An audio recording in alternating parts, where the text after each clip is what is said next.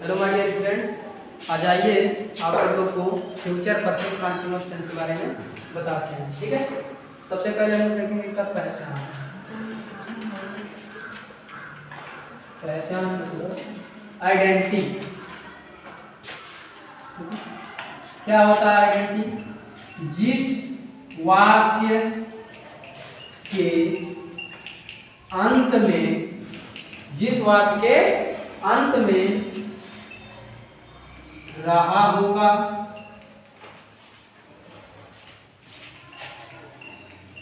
रही होगी, रहे होंगे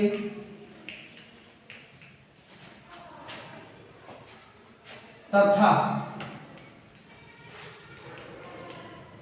साथ साथ समय भी दिया रहता है, समय भी दिया रहता है, तो उसे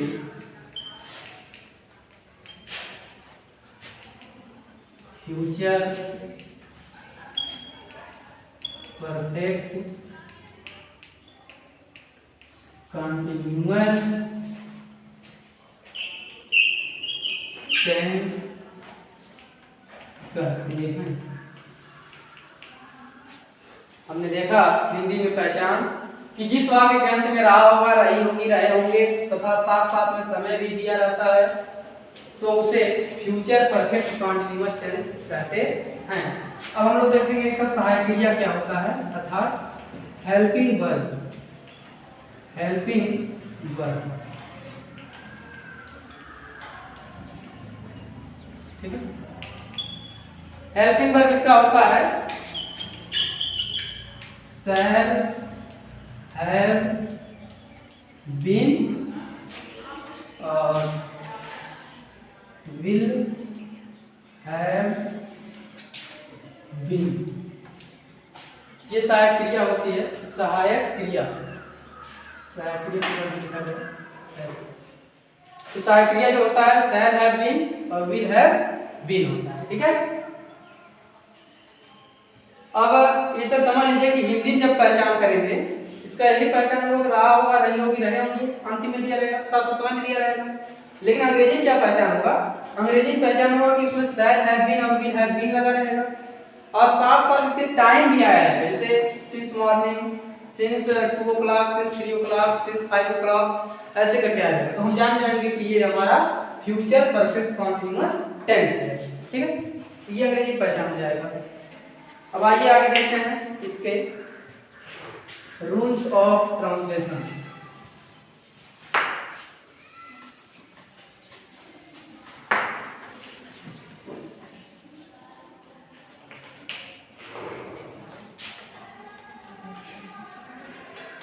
रूल्स ऑफ ट्रांसलेशन, अनुवाद करने का नियम। ठीक है, अनुवाद करने के नियम में हम क्या देखेंगे? फर्स्ट नंबर पर हमको देखना है कि कर्ता आई और वी के साथ, कर्ता आई और वी के साथ shall, have been, shall, have been का प्रयोग करते हैं। कर्ता आई और बी के साथ शैल, हैव बीन का प्रयोग करते हैं। नंबर 2 देखेंगे, अन्य सभी कर्ताओं के साथ, अन्य सभी कर्ताओं के साथ विल हैव बीन का प्रयोग करते हैं।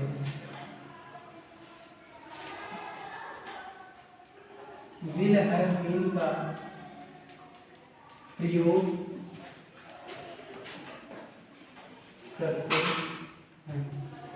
ठीक है, कर्ता आई और वी के साथ शैल, हैव बीन का प्रयोग करेंगे और अन्य सभी कर्ताओं के साथ विल हैव बीन का प्रयोग करेंगे। नंबर 3 देखेंगे, निश्चित समय के लिए सिंस का प्रयोग, निश्चित समय के लिए, निश्चित समय के लिए सिंस का प्रयोग एवं अनिश्चित समय के लिए, अनिश्चित समय के लिए फॉर का प्रयोग करते हैं। ठीक है, अगर कोई निश्चित समय रहेगा उसके लिए सिंस लगेगा और निश्चित समय रहेगा तो उसके लिए फॉर लगेगा। ये हमारा हो गया नियम रूल नंबर 3। अब रूल नंबर 4, रूल नंबर 4 ऊपर लिखे रहे हैं। रूल नंबर 4 में क्या होगा? रूल नंबर 4 में यही होगा कि मुख्य क्रिया में, मुख्य क्रिया में आईएनजी लगाते हैं अर्थात क्रिया की चौथी अवस्था। ठीक है, तो मुख्य क्रिया में आईएनजी लगाते हैं। यही हमारा फॉर्मेट है। इसी फॉर्मेट के आधार पर हम देखेंगे पूरा सेंटेंस। ठीक है, इसके जितने भी भाग हैं, चाहे अफर्मेटिव हो, चाहे नेगेटिव हो, चाहे इंट्रोगेटिव, चाहे इंट्रोगेटिव नेगेटिव हो, सारा इसी फॉर्मेट में रहेगा। तो चलिए अब आगे देखते हैं हम लोग रूल्स ऑफ ट्रांसलेशन में पहला अर्थात अफर्मेटिव।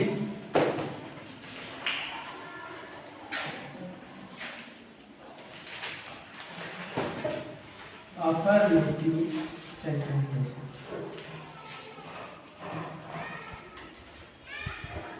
अर्थात स्वीकारात्मक वाक्य के बारे में हम देखेंगे।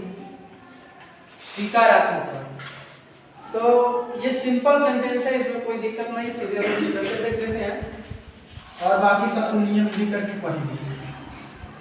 स्ट्रक्चर में देखेंगे सबसे पहले हमको सब्जेक्ट लिखना होगा, कर्ता सबसे पहले आएगा, फिर या तो शैल हैव बीन लिखेंगे या तो विल हैव बीन लिखेंगे। ठीक है, subject shall have been, will have been plus भी का फर्स्ट फॉर्म इसमें जोड़ देंगे आईएनजी। ठीक है, और प्लस ऑब्जेक्ट लिखेंगे। ठीक है, फिर क्या करेंगे? फिर सिंस लिखेंगे या फिर फॉर लिखेंगे। सिंस फॉर लगेगा।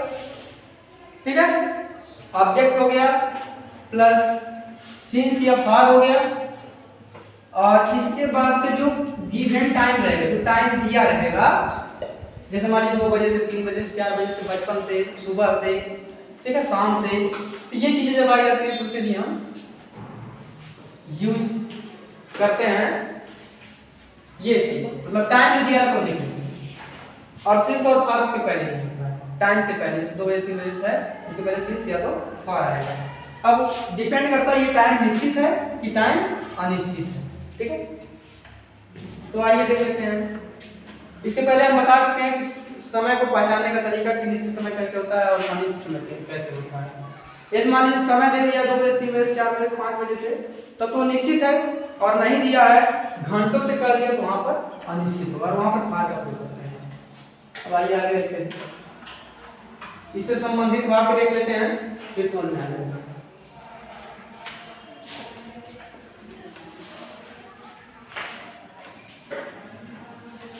पहला वाक्य है, वह 2 बजे से पढ़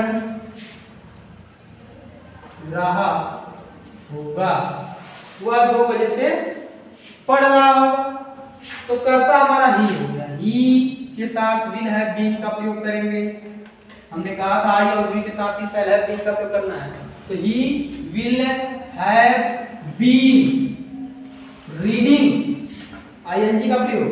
ही विल हैव बीन रीडिंग, निश्चित समय 2 बजे से कहा है, ये नहीं कहा घंटों से, तो सिंस का यूज करेंगे। सिंस 2 o'clock, सिंस 2 o'clock, तो बन गया हमारा वह 2 बजे से पढ़ रहा होगा, इसका translation he will have been reading since 2 o'clock। ठीक है। अगला तीसरा नंबर, तुम 5 बजे से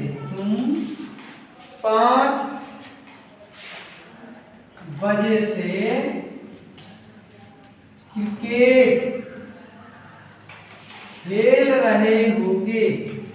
तुम 5 बजे से क्रिकेट खेल रहे होगे। ठीक है, तुम 5 बजे से क्रिकेट खेल रहे होगे।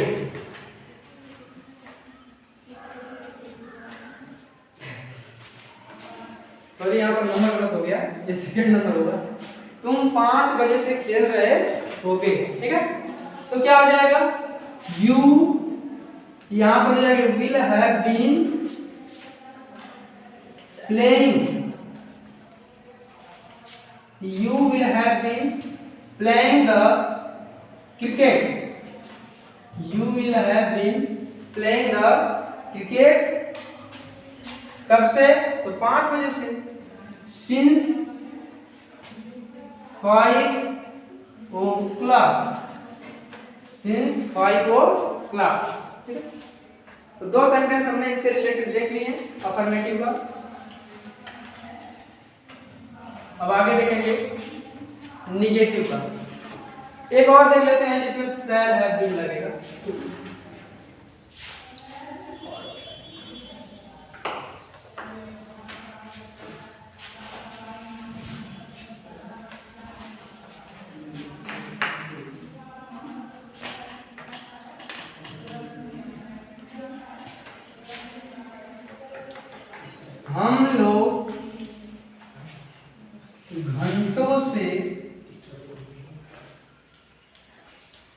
हम लोग घंटों से मैच देख रहे होंगे। हम लोग घंटों से मैच देख रहे होंगे। तो देखिए यहाँ पर आया है हम लोग, ये तीसरा सेंटेंस है आपका। तो हम लोग, तो किस माने हम लोग होता है, वी मिस हो गया हम लोग।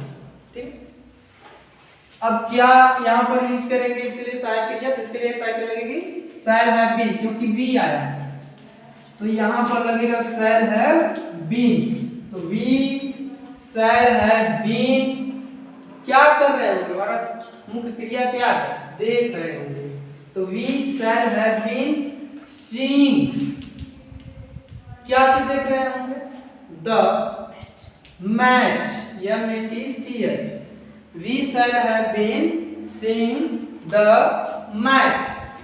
कब से, घंटों से दिया नहीं कहा, 2 बजे 3 बजे से 4 बजे से, नाम नहीं लिया समय, तो घंटों से और यहाँ पर यूज करेंगे फॉर, घंटों से के लिए हो जाएगा आवर्स, फॉर आवर्स। ठीक है, ये translation of we shall have been का प्रयोग करेंगे। अब चलेंगे निगेटिव सेंटेंस।